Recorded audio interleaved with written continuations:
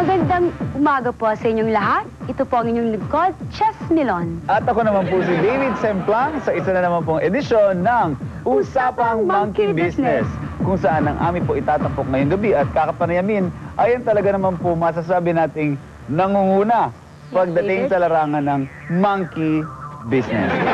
That's right, David. Mga kaibigan, sino pa ba ho ang hari ng Chongo na ating makakausap na sa araw nito? Walang iba po kundi si Tarzan.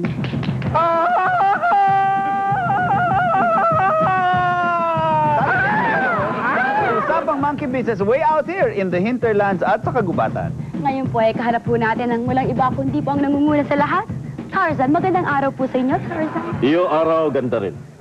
Alam mo, Tarzan, nabalitaan po namin ang negosyo ninyo sa syudad. Diba, David? Totoo yan. The reason kung bakit kami nandito ngayon. Gusto na namin malaman kung ano ba talagang klaseng negosyo ang meron kayo. Iyo tanong, ganda, ha? Parang ikaw, ganda rin, ha? Salamat, thank you. Alam mo, aking negosyo original. Kasi ito, totoo. Totoo, monkey business. Okay. Kaya, ito, mga gawa dito, puro mga monkey. Katulad nito, isa aking produkto, ha? Ang tawag dito, monkey kikil. Oh. Pwede kikil kuko, pwede kikil ulo, pwede kikil mata. Kikil mata. Oh, kita. Meron din ako, aking tawag, monkey kilo. Yan. Pwede gamit palengke, pwede gamit tindahan ng mga tela. Ayan. Maraming salamat, monkey kilo, ha? Akin meron bago invento. Ano? First time in the world. Ano yan? In the universe. Okay. Akin invento, ito, monkey kinis. Ayan. Para ikaw, kung bago ka nood sini, para hindi ka inip, ikaw, kinis-kinis sa patos. Kaya pala ginagamit niya ay monkey kiwi. Ano naman siya? Props yan. Oh, sige, salamat, ha? So lahat pala ng negosyo rito ay ginagawa ng mga monkey. Correct. Ikaw talino, ha, David, ha? Kaya pala ikaw nag-host ng mga para sa talino, ha? So ngayon, ito dapat ko banggit inyo, ha? Pag kayo bili produkto amin, kami bigay sa inyo giveaway. Katulad nito, monkey chain, ha? Oh. Lalagyan mga susi, kotse, bahay, kung ano-ano pa para sa'yo. Oh, Meron ka thank kotse? you. Meron po. Thank you so Meron ka ba? much, Tarzan. Monkey nga, David. Monkey. Monkey nga, Monkey, David. It's yeah. really interesting. Yes. Pero, Mr. Tarzan, sino naman ang katulong mo sa negosyong ito? Dahil Oo. mukhang napakalaki ng machinery mo. Akin katulong dito, aking partner, ha? Partner. Cheetah, ito Cheetah. Come, Cheetah. English speaking Cheetah, ha?